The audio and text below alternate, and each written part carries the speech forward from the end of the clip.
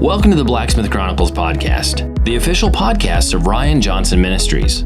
This podcast was created for the purpose of equipping others for the advancement of the kingdom of God. We hope that you enjoy this episode and encourage you to subscribe to the Blacksmith Chronicles today. For more information about Ryan Johnson Ministries, please visit www.ryanjohnson.us or email us directly at info@ryanjohnson.us. Hey guys, welcome to the Blacksmith Chronicles podcast. This week, I'm very honored. And of course, you know me by now, I'm excited to have this guest, a very special and important guest in my point of view because of the nature of where he has put a spotlight in the midst of darkness. It's a story that is unnerving, but it's a reality that must be recognized, especially by the body of Christ in this hour. And so without further ado, I want to introduce this week's guest, Josh Peck, to the Blacksmith Chronicles. Josh, thank you so much for being a part of this episode. Hey, thank you so much for having me on. It's a pleasure. So for everybody that may be wondering, who is Josh? What are we about to get into? Kind of give us a little bit of insight of who Josh Peck is. Sure. So for the past 6-7 years or so, I've been working in full-time ministry. I'm author of several books, many of them co-authored with other authors such as Dr. Thomas Horn, Derek Gilbert, Stephen Bancars, and others. And typically, I really write to a Christian audience, but about things that typically aren't discussed in many churches today. So I've written about, some of the stranger things like ghosts and aliens and stuff, but also some things that are probably a little bit more important to the body of Christ, like the infiltration of New Age theology into modern day Christianity in my book, Second Coming of the New Age.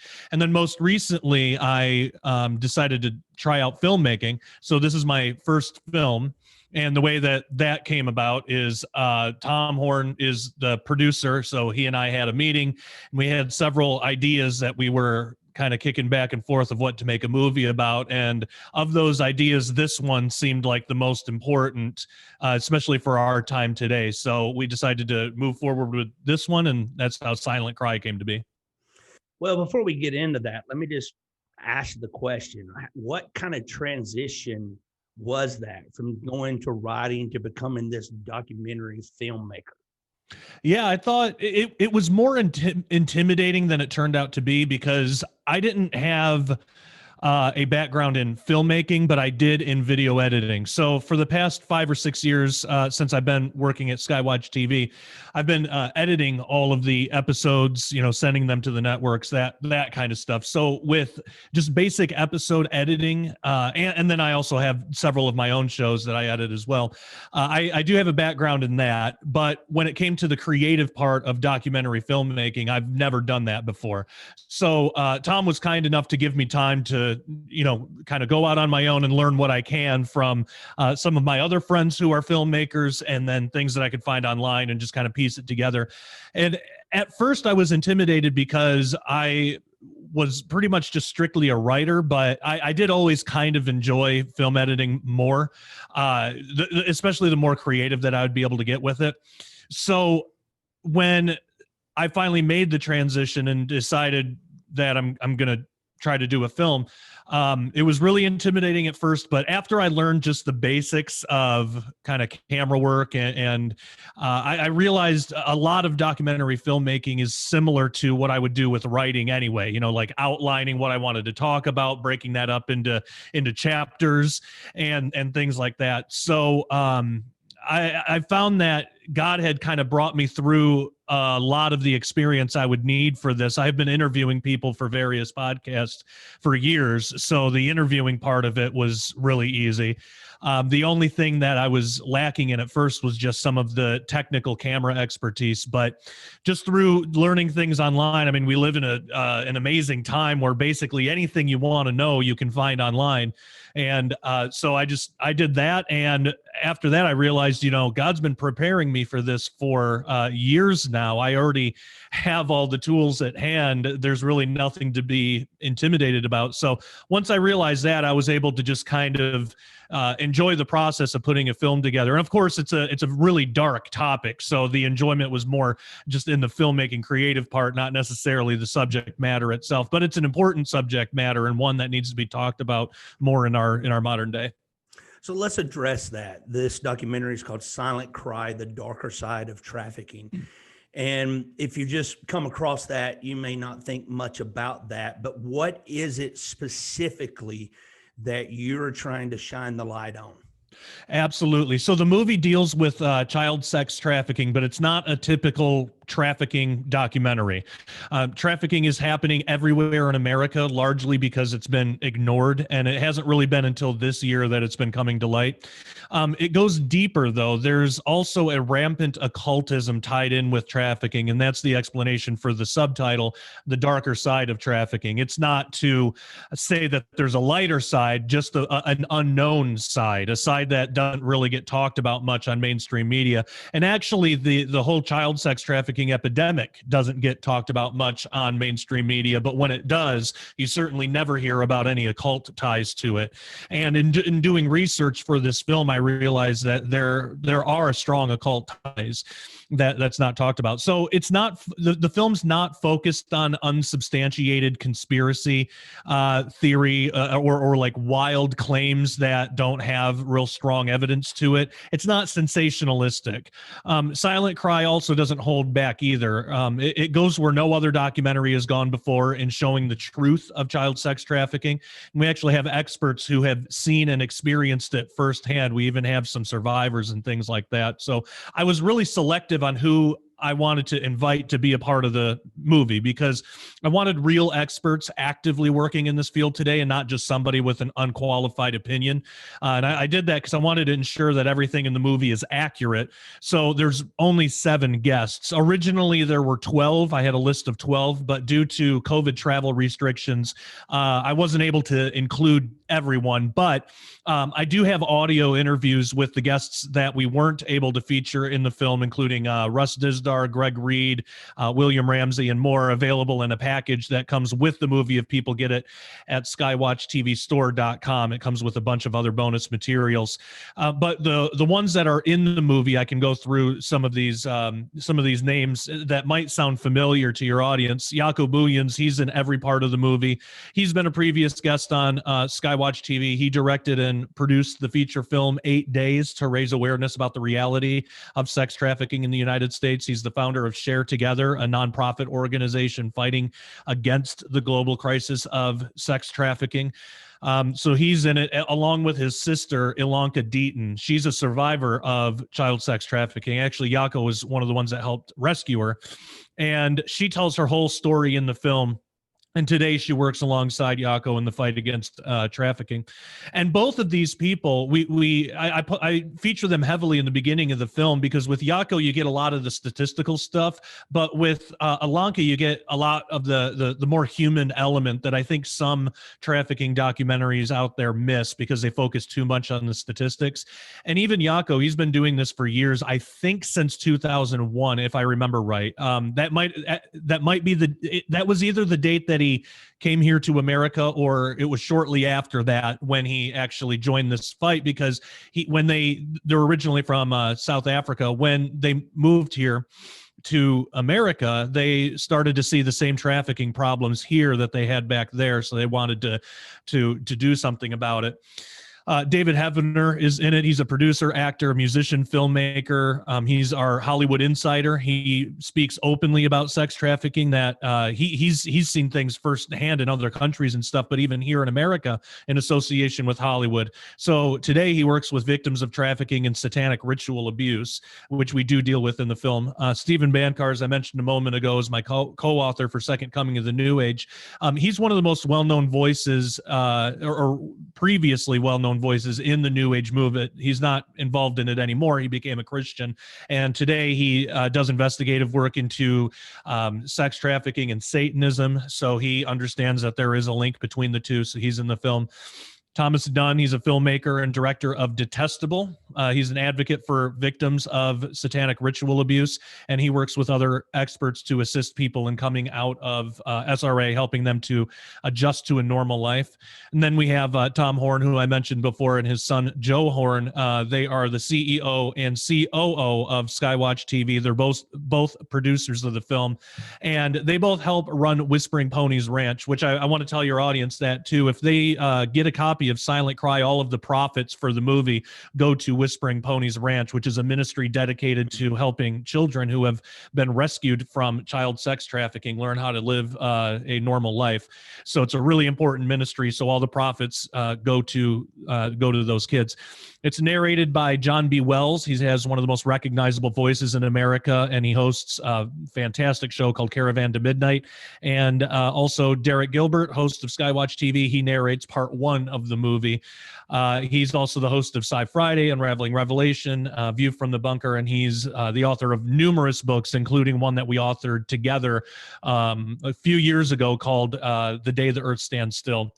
So that's kind of a rundown of who's in the movie, sort of what the movie's about. Again, it does get into dark territory that no other trafficking documentary I've ever seen, and I have seen pretty much all of them, gets into, but it doesn't sensationalize it. It's not like a conspiracy theory movie. I try to be really careful to only put things in there that could be backed up. And if there is anything in there that's just from an eyewitness account or somebody saying, these children that I work with, they say this, then we make sure to be absolutely honest and upfront about that in the film. So nobody's led to believe that there's, tangible proof beyond the eyewitness accounts. But when you get enough eyewitness accounts together and they're all saying the same thing, to me, that's something we should be paying attention to.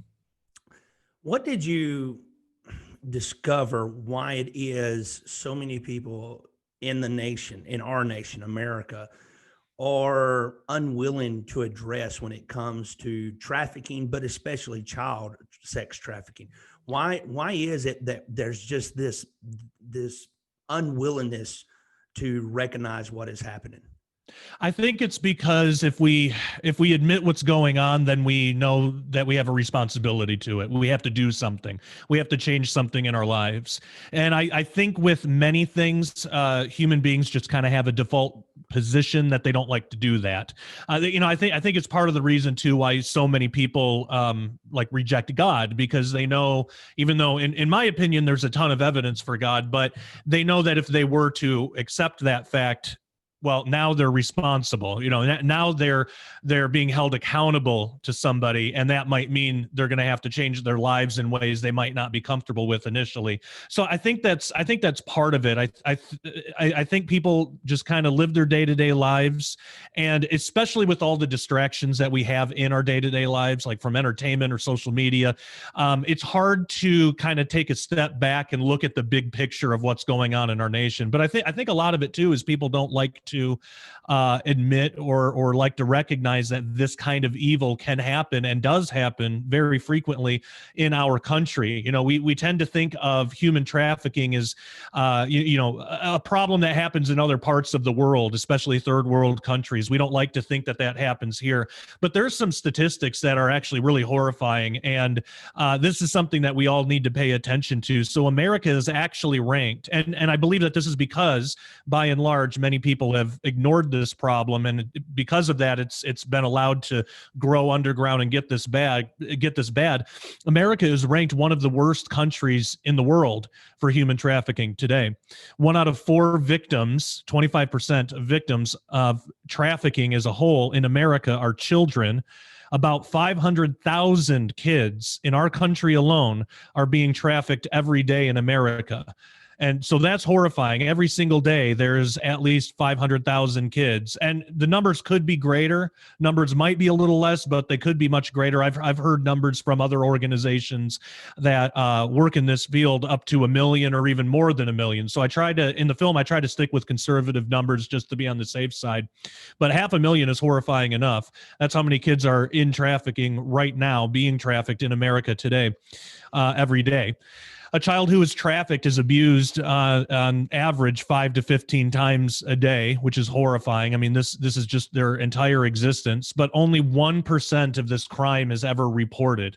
So it's not only that it's ignored, which it is ignored, but only 1% of the crime is ever reported. So most people don't know how bad of a problem it actually is. On the rare occasion it ever does get talked about on the mainstream media, it's usually a really short segment, and it's usually something like this group of kids were rescued. So it makes it look like the problem is being solved. And it's good that kids are getting rescued, and news agencies should talk about that. That's always good when we can rescue children. But we need to realize, compared to the actual problem itself, for a child to get rescued out of this is pretty rare. The average age of girls actively trafficked is 12 to 14 years old, while boys is 15 years old. And, when we think child sex trafficking, that's kind of what we sort of expect, but these numbers are actually skewed because it doesn't factor in the life expectancy.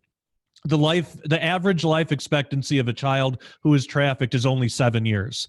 So the age of boys and girls who are actively being trafficked is going to appear older because many of the kids die well before they reach those ages. So the average life expectancy is only 7 years, meaning half of those kids die younger than 7, which is horrifying. And they die for a number of causes. I mean, just the trauma of the abuse itself, but also because of the drugs that they're given, by suicide even. If we can imagine that, a 6 or 7-year-old child committing suicide because there's no other escape. This is how bad it's gotten in our own country. Even with adults. I mean, it's bad enough with kids, but even with adults, a lot of what is called prostitution is not even prostitution by definition. It's trafficking.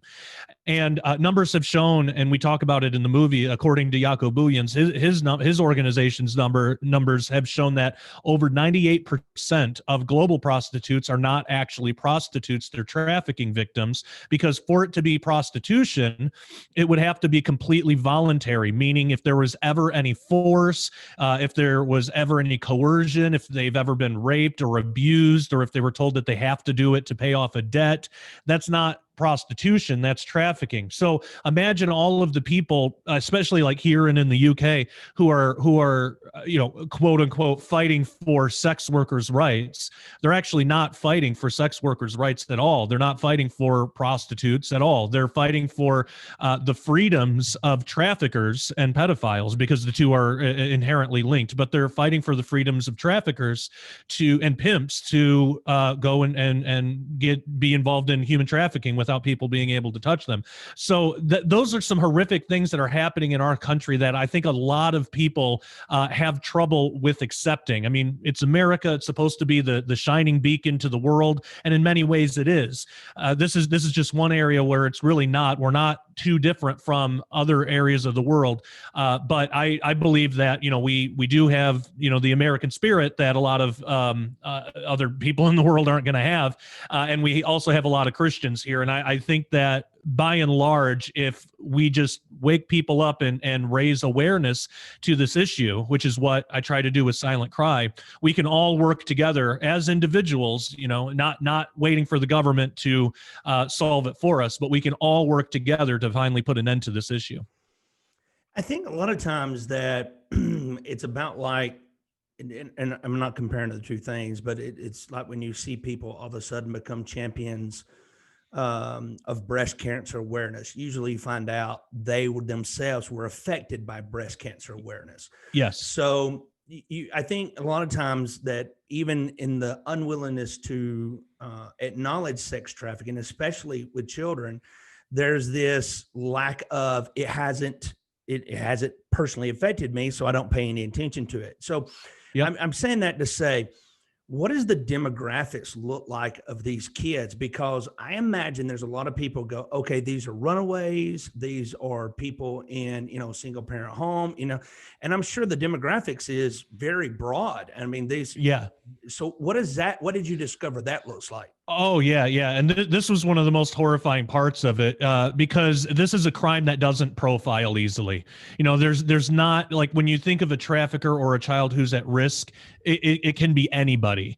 There are some commonalities, but really nobody is safe. And I don't say that to unnecessarily scare anybody, but we all should be a little worried because this can happen anywhere to anyone. Most assume that the majority of kids in sex trafficking got there from a kidnapping, but that's often not the case. More often, children are found through things like boys and girls clubs, or even in church settings. Kidnapping absolutely does happen, but many times traffickers have become more clever in their approach to procuring children. So traffickers will use children to recruit other children. So sometimes this means sending them into foster care or child protective services in order to find other kids that the traffickers can target. So you can literally have, and this happens, 9-year-olds recruiting other 9-year-olds. Sometimes children are sent into schools to recruit other students. We saw this in the case of Jeffrey Epstein. He and Ghislaine Maxwell would rape a child, give the child money, and then tell that child to go to their school and find other children. You need money. You need to take care of yourself. Do you have any other friends that want to make some money? Bring them over, and they can make some money too. So that happens quite frequently. And one of the most horrific things about that is a child can be trafficked without the parents even being aware of what's going on, because kidnapping does not always accompany a child trafficking scenario. So a trafficker can pose as a young girl's older boyfriend and then start selling her out, but the girl is allowed to return home as if nothing happened. She's either threatened, such as in the case of Ilanka Deaton, she's either threatened and told, if you tell your family, I'll kill them, or the girl is convinced that this older guy is her boyfriend and really loves her and cares about her. And typically girls that are kind of from a broken home will fall more victim to that, will be more easily convinced. Or it doesn't even have to be a broken home. It can be just if the girl doesn't have a strong relationship with her father, she's more at risk. So parents might just notice that there's an attitude change of the child, but a lot of times they just think that that's part of becoming a teenager, and they don't really think much about it. So that leads us to, what kinds of kids are most at risk. In the film, Yakubulian says that the child that is most at risk is not actually a child who lives in a poor neighborhood, which I found pretty surprising, because typically when I think of, or at least I did, when I thought of sex trafficking, I thought of, more impoverished neighborhoods. But he said that children in poor neighborhoods tend to have had experiences that give them a radar. So that child that comes from a poor neighborhood likely has seen crime firsthand. Their radar is more up. So instead, he says that the child that is more at risk is a middle class, they live in a suburb, a child who is oblivious that this kind of thing can even happen, a child who, escapes into a cell phone, whose parents might still be together even and are relatively well off financially, because that child doesn't have any radar whatsoever. The parents don't really talk to that child about the dangers that could exist with sex trafficking stuff. It just doesn't come up. So along with kids oblivious to these things, kids who are more withdrawn, kind of loners, who aren't as social as most, those are seen as targets, especially if that child doesn't have the best relationship with their parents, because then a trafficker can swoop in and play the hero. That's one way that grooming works. Public school is really susceptible to this kind of thing, because even if a child does not have a cell phone, which pretty much every kid does, but even if you're one of the parents that say, my child is not getting a cell phone, and then you send them to public school, most likely their friends do have a cell phone.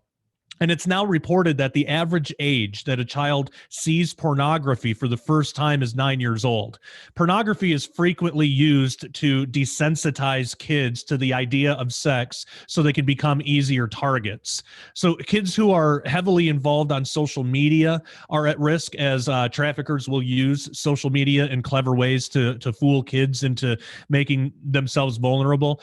Also, every social media site is basically inundated with pornography, and no social media company, generally speaking, has a really great track record of policing it. So we talk about it more in the film, but it's been reported that YouTube, even YouTube Kids, Instagram, Facebook, and many others have already allowed pornography on their platforms and continue to do so. So if your kids are on any of these social media platforms, they have direct access to pornography. But again, even if they don't have access to a cell phone, their friends do.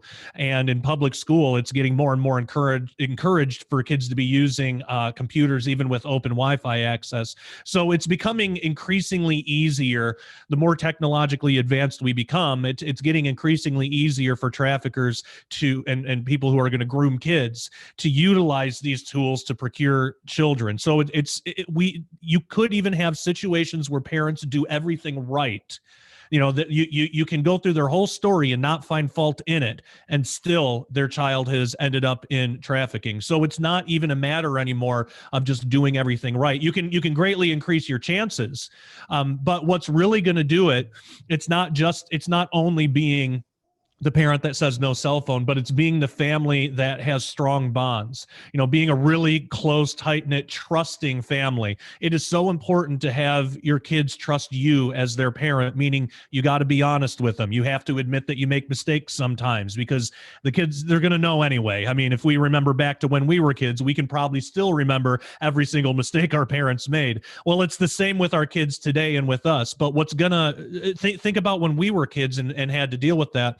I know with me, the only thing I wanted was honesty from my parents. I knew they were human. I knew that they were flawed, but I just wanted them to be honest about it. So it's the same thing. It's human nature. Our kids just want honesty from us. And that is how we can build trust. And that trust building, having good, strong fathers that are faithful to their wives in the home, having the man be a faithful representation for what a man should look like. So, when the girl grows up, she knows what kind of guy to look for. She's not going to be easily confused by, some older slick talker, and then the sons can grow up knowing this is what a real man is supposed to look like in the world. That kind of thing is so important. That's really I believe that's a family's best shot at not being susceptible to this kind of crime. But again, you can do it just because the world we live in, you can do everything right and still be susceptible to it. So I would encourage people, don't wait till it happens to you or someone and it likely has happened to somebody and they just don't talk about it, because a lot of the victims, it's hard for them to talk about it. I mean, you would be surprised. Even my own kind of journey through the past year of making this film, I realized in talking to some of my close friends just about what I was working on, I've realized that this crime has touched more lives that friends of mine, family members, that I had no idea because they've never talked about it. Chances are you do know somebody who has dealt with this, but they just don't talk about it because it's horrific. They want to move on with their lives. They might have PTSD and they don't want to trigger it. There's a lot of reasons why they won't talk about it. So don't wait till it hits you right in the face and you have no defense. We gotta put into effect preventative measures and do the best we can. While we're doing that, there's also several things in the movie that we talk about what we can do as individuals to turn this country around, most specifically not contributing to the over-sexualization of our culture. That's a big deal. So, just recently, the whole cancel Netflix thing happened when that horrible movie, Cuties, came out. That the cancel Netflix movement was great. We need more of that kind of thing. People who got that going, that is on the right track, I think. And I think if we do more of that, that can push these streaming companies to not make smut, but actually make good content that people want to buy. So, vote with your dollar. Don't support things that sexually exploit children or even adults. The culture is over-sexualized enough. We don't need to keep contributing to it, because that is going to drive this child sex trade. What was it for you personally that caused you to start giving more attention to this area of what's happening in our world today, so much so that it really started to birth this documentary being developed? Yeah, a lot of it is because I have kids of my own, and it really hit home. But also, I work at Skywatch TV, and the partner ministry that Skywatch has is Whispering Ponies Ranch, like I mentioned before. And I had been down there a few times to do little film projects for the ministry and things like that. And there were a couple of times where I actually got to meet some of the kids that had been rescued from sex trafficking and were going through this process of healing at Whispering Ponies Ranch. And every time I thought about them, I thought about my own kids. There just, to me, there just was no more important issue than this one. And I realized too that it wasn't that I didn't have an opportunity to talk about it before. I was avoiding the topic for a long time because to me, it was too horrific. I couldn't think about it. It was too much. And it was through a conversation with one of the producers, a really good friend of mine, Joe Horn. He's Tom Horn's son. He was going through the same thing where I remember years ago when our friend Tom Dunn came out with his movie Detestable. Joe told me, he's like, I support this so much, but I don't think I can watch it. And we were kind of talking about it, and it was he was in this kind of mode where it was just too horrific. He didn't want to spend time thinking about it. It was too much. Well, there came a time in his life, and he explains it in the movie, where he said there was a time we had a guest, Opal Singleton, out to Skywatch TV, and she works with kids and stuff who have been rescued from this. She knows a lot about how social media is used by pimps to procure children and groom and things like that. But he said that it was through meeting her and listening to her talk that it was like God tapped him on the shoulder and said, Joe, all of your avoiding this topic doesn't do anything to help those who are in need. It doesn't help them at all. So while you're not willing to face the issue, these kids are still being hurt and abused. So when he told me that was kind of my wake-up call, and I realized I was doing the same thing. And the good thing is too, to get involved in this issue, you don't have to be involved in the raids. You don't have to go out there and physically rescue children. I mean, we need more people doing that. So if somebody's called to do that, then do it. But we live in a time where something as simple as just sharing truthful, informative on social media can help shift the culture.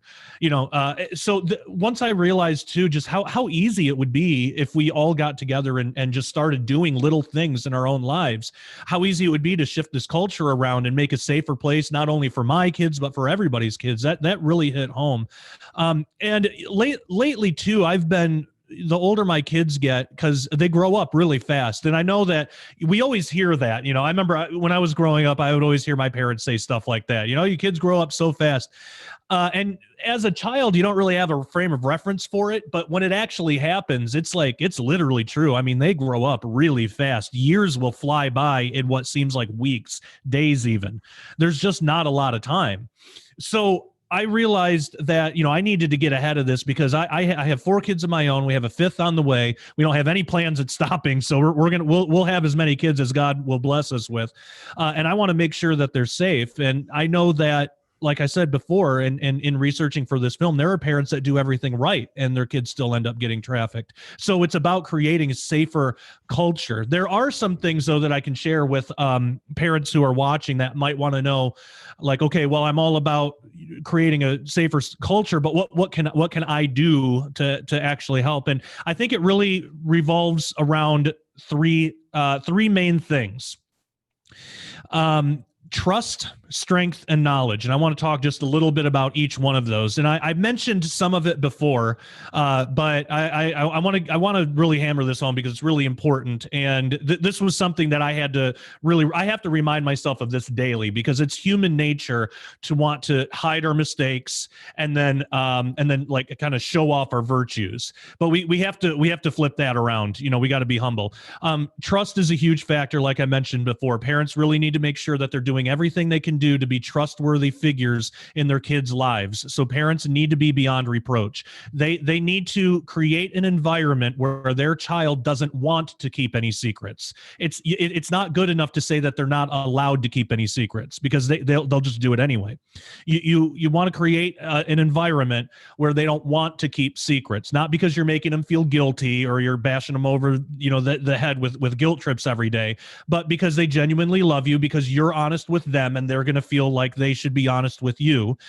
So parents need to be beyond reproach. They need to do as little as humanly possible to give their kids an excuse to not trust them. So we need to be clear and consistent in your expectations for your kids. Be completely open and honest, even about your own shortcomings, because again, like I said, I'll say it again, your kids are going to know your shortcomings already. They're going to know it anyway. It'll go a long way of building trust with them if you don't try and hide or lie about the things that you're not perfect at. If you're willing to be open, they'll be more willing to be open with you. And that's just human nature. That works in any relationship. That works in friendships. That works in marriages. A lot of the reasons that marriages fail is because of this issue right here. But strength is also important. So you don't want to let your kids just do whatever they want. Love them enough to be that strict parent that doesn't allow them to have free and open access to a cell phone, but also explain to them why, explain to them the dangers that are out there, and how these traffickers absolutely will use their cell phones to target them, which leads to the next thing that parents need. We as parents need to be bold without being brutes, and we need to realize it's more important for our kids to be safe than for them to be around everybody, for everybody to like them, for them to be super social. And of course, we want them to have childhoods. We don't want to shelter them from the world where they're terrified of everything, but we want them to be safe too. And it's a much different world today than it was when we were growing up. And then third, knowledge. And that's really the key. That's where all this starts. Wisdom will spring from knowledge, which is why I didn't include wisdom in the list. When you have knowledge, and if you do the other two things with strength and with trust, wisdom's going to come through all of that. But knowledge is really the key. It's so important for parents to be educated and warn their children of the dangers in this world.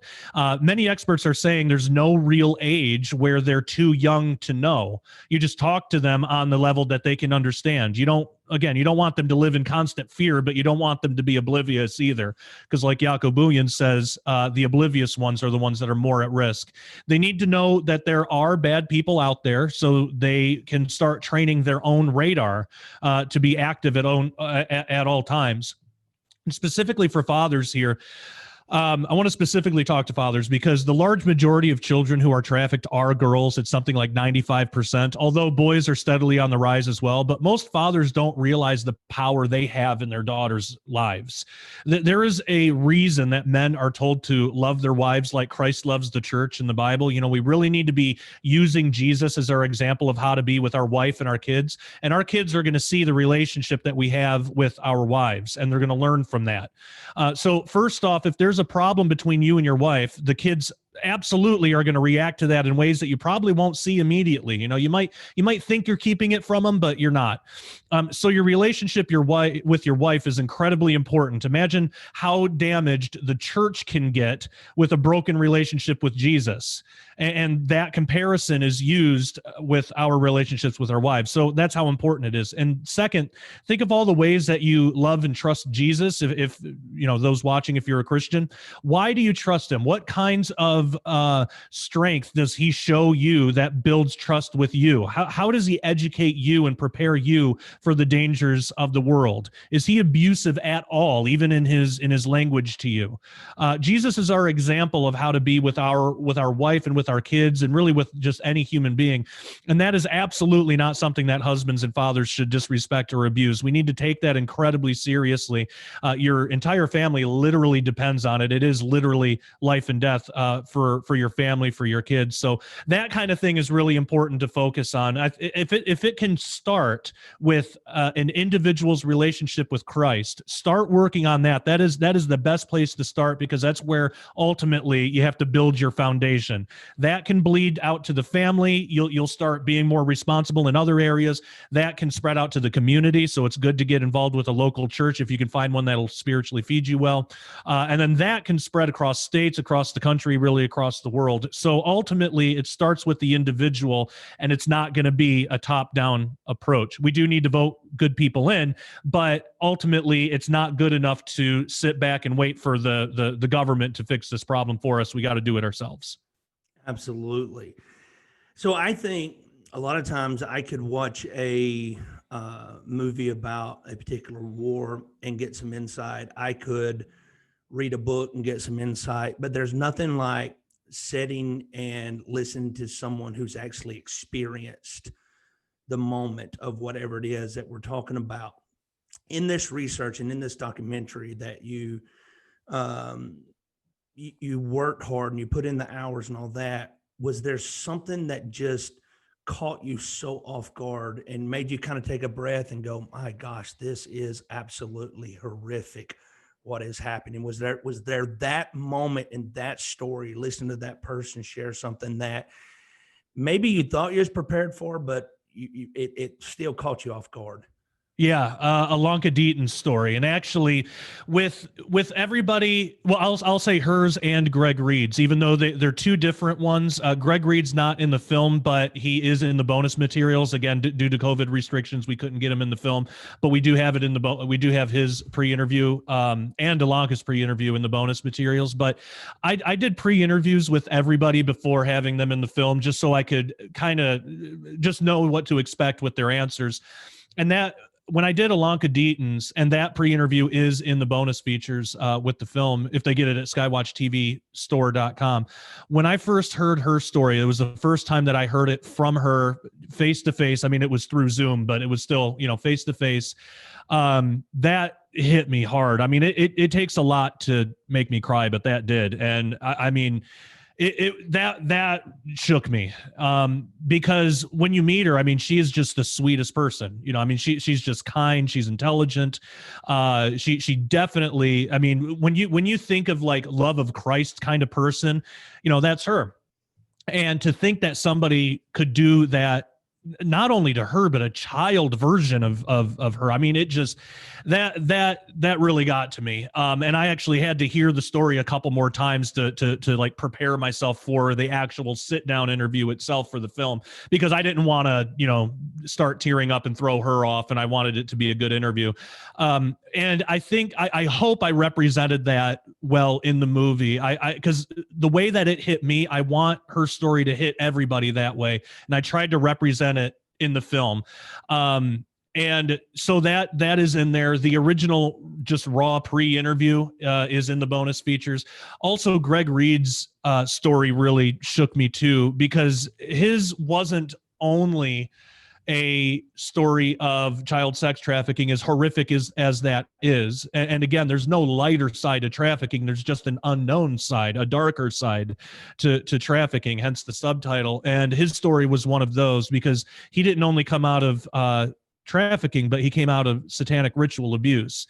And he's a private investigator now. And I mean, he works with the police. He's a top-notch, very reliable person, in my opinion. And his story, you can tell when he tells it that he's told this story lots of times before, because he's been open about it, but it still really affects him. I mean, he'll likely never really be over it. I don't think anybody can really get over something like that. But when he tells his story, people will just have to listen to the interview and they'll be able to gauge for himself. It wasn't so much the details, because he actually did sort of breeze through some of the more horrific details, and I didn't pry. I wanted him to just tell his story however he wanted to tell it. But the way that he tells it, I mean, it's like there is no doubt in my mind that it happened exactly the way he said it. I've been doing ministry work for years. I've interviewed people that it turns out later, I thought after the interview, this isn't a very trustworthy person. And I've deleted a bunch of interviews and never aired them because of stuff like that. When you interview people for years and years, you start to be able to kind of weed out, the people that are just trying to tell a story and the people that are being genuine. There's just a difference. And I don't even know if I'd be able to really explain what it is. It's more than a gut thing. There's an actual objective difference. But with Greg, it's like he's a reliable person. Like, to me, that was absolutely real. So I noticed that, and it's like that with everybody that I interviewed. That's part of why I wanted to do the pre-interviews as well, because I didn't personally know everybody yet that I interviewed until afterwards.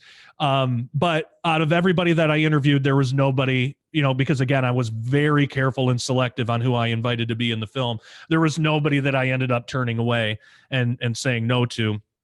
There were a couple people that it just didn't work out because of COVID stuff, but there wasn't anybody that I didn't feel was not being genuine. But again, that's largely because I was real careful in who I interviewed. So in the movie, people are going to absolutely get just the real raw truth of what is going on with child sex trafficking and the occult connections, but they're not going to get sensationalism. They're not going to get conspiracy theory stuff. And I know I've said that term 3 or 4 times, and somebody who might be a conspiracy theorist might think I'm being derogatory. I'm not. I actually, in many ways, I consider myself a conspiracy theorist. I've written about aliens before. I've written about, Bigfoot and all these kind of novelty things that are interesting, but, writing about it's not going to save anybody's life. Probably not.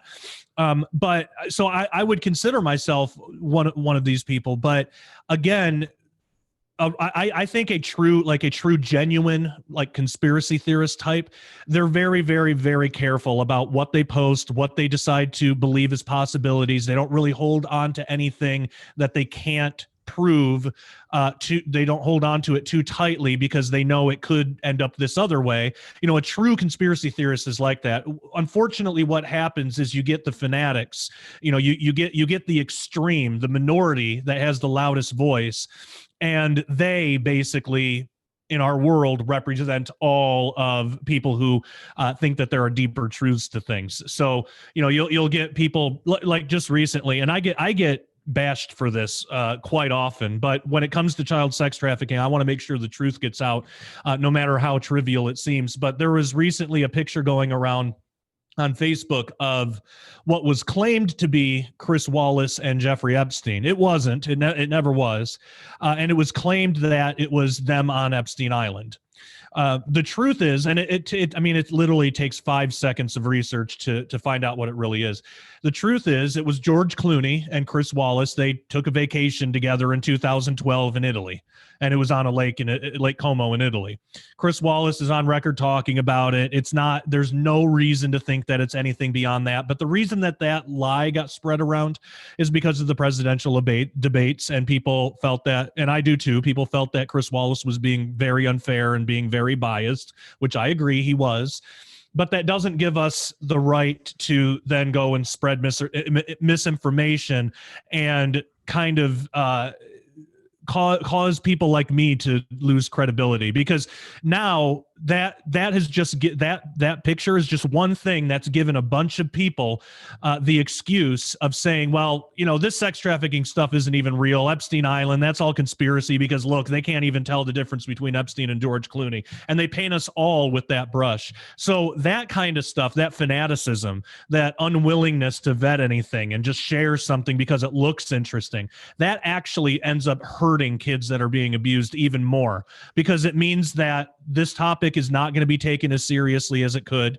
It means that people like me, people in the film, people who are actually trying to do good work here and trying to rescue these children, now we have to be we have to try to heal our own credibility over things that we didn't even do.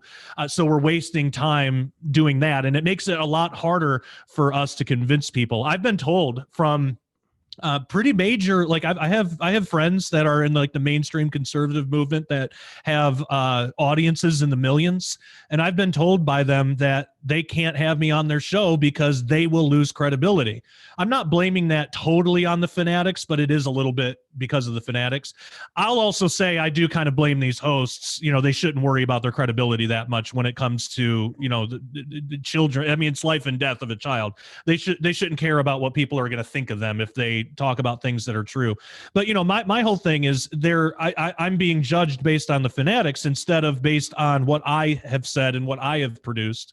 And so I would challenge somebody, watch the movie, and if you find something inaccurate in there, then fine, give it a bad review and tell why, and I will absolutely support that. And, if there is something wrong in there, I would want to know about it, because I would want to correct it if I can, and I want to do better for next time. But so far, the film has over 30 5-star reviews. It only has 1 2-star review from somebody who misquoted the movie and cited a statistic that we never cited in the movie. So it was for illegitimate reasons.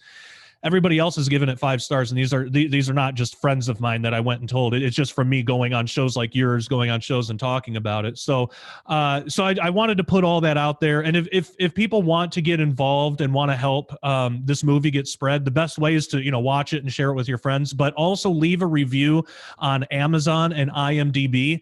I don't know what that magic number is of 5-star reviews or of reviews in general, where Amazon will decide to start suggesting it to their customers, but we're really hoping we can get Silent Cry in their new release section and in the customers also watched section, because if Amazon starts suggesting Silent Cry to people, this can go huge. And again, it's not for my fame and it's not for my profits or anything like that, because all profits, 100% of the profits of this film go to Whispering Ponies Ranch. So it's about raising awareness and it's about getting help for these kids. And that's one way that people can do it, just by leaving a simple review. It only takes a minute, and you have no idea the power one review can have. That can be the one that'll tip the scales and finally convince Amazon to start suggesting this and spreading this movie worldwide. So that's what we're really hoping for. People can get the movie on Amazon. They can stream it there, or they can go to skywatchtvstore.com. They can pick up the DVD with a bunch of bonus materials, things that are not available anywhere else,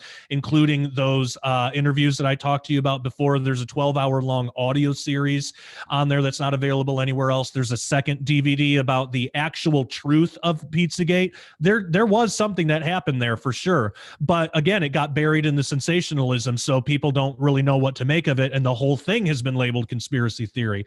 Well, the truth is there was something that actually happened. There are really evil, sick people in positions of high power. So we developed another DVD, a separate DVD that's not available anywhere else, but we include that with the film if people get the film at skywatchtvstore.com. Also, if people are curious about the content, at Skywatch TV, we produced 4 episodes of Skywatch TV where we actually show clips from the movie itself. So if people can just search Skywatch TV Silent Cry on YouTube, or just go to skywatchtv.com, and they can find those episodes there. And there they can get a free sample of what's in the movie before they decide if they want to buy it or not. So those are all things that can help. And I think if we all work together, we can turn this country around.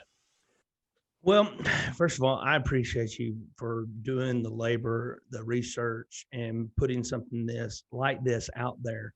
I've spent personally myself many hours. I even watched the most recent Epstein documentary, and it was tough. But I had someone ask me and said, "How did you watch it?" I said, "If I don't take the time to learn, how will I know?"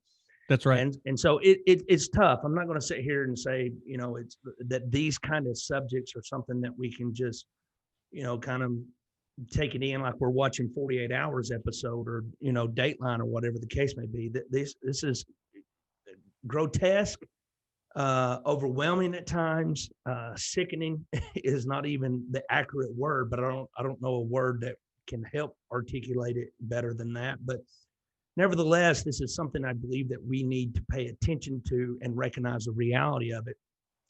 Granted, I'm a father of 4, and I think about it on that level alone. But of course, for all the others that I know in that, just recently, in where I'm originally from, there was a high school teacher that was arrested for exposing himself to students of both sex. And so, you have, even in the simplicity of that. Now, that's not, child sex trafficking by no means, but it's like everything else. It's a gateway. Yes. It's a gateway that eventually can open that door to that child or whoever the case may be. So these are just things that I would encourage everybody to adhere to, pay attention to. Watch this documentary, Silent Cry. Make sure you leave that review on it as well. But Josh, I know you're a busy man. Do you have any final thoughts of anything that you would like to share that maybe I didn't get to ask you per se? I want to give you that opportunity. Sure. I think that pretty much covers it. I just really want to stress that now that people know the truth, they know that, pornography, like I mentioned before, 68% of Christian men are addicted to pornography, and most of them think this only affects me. It's not affecting anyone else.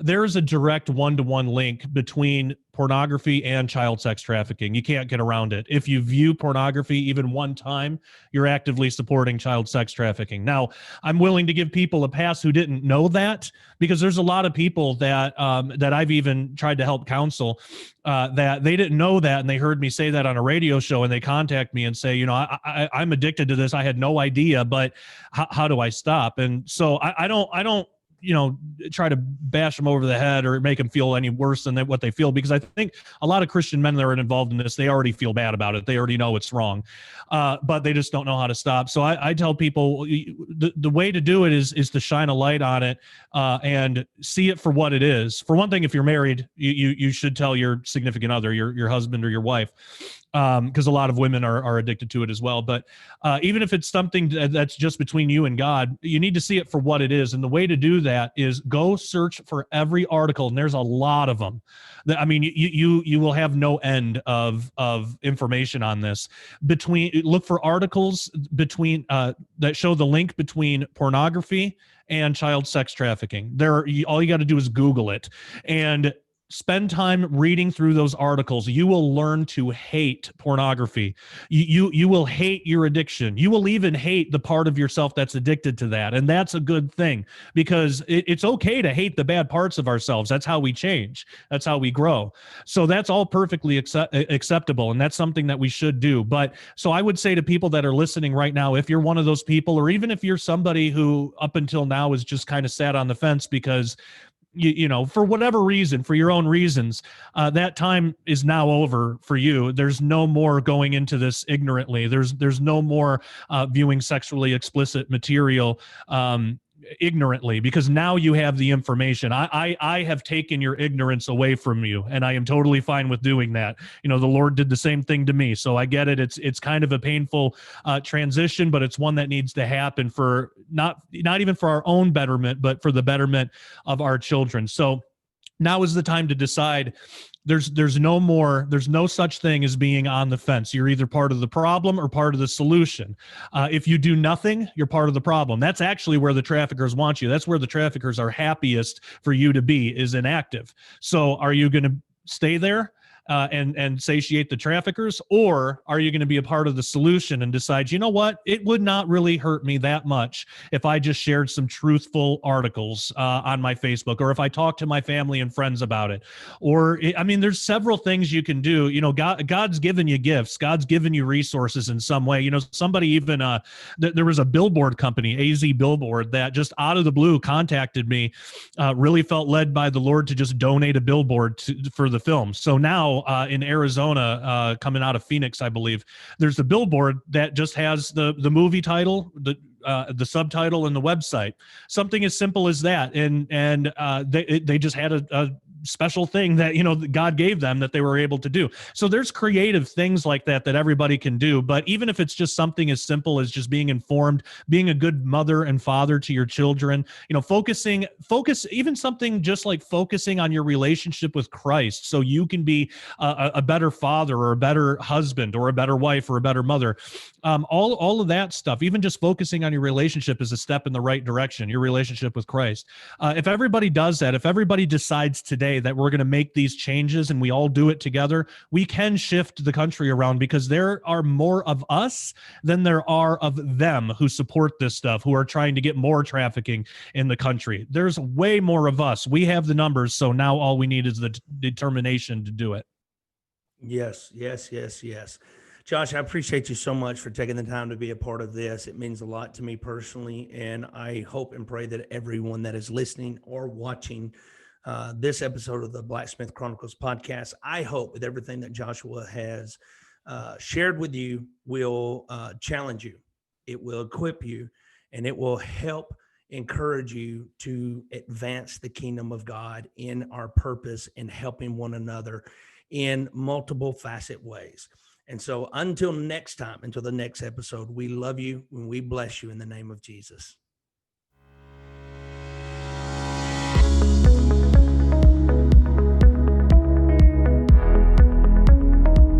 Thank you for listening to the Blacksmith Chronicles podcast. It is our prayer that this episode challenged you, encouraged you, and equipped you for the advancement of the kingdom of God. For more episodes or ways that you can partner with Ryan Johnson Ministries, please go to www.ryanjohnson.us or email us directly at info@ryanjohnson.us. Please join us again soon for another episode of the Blacksmith Chronicles.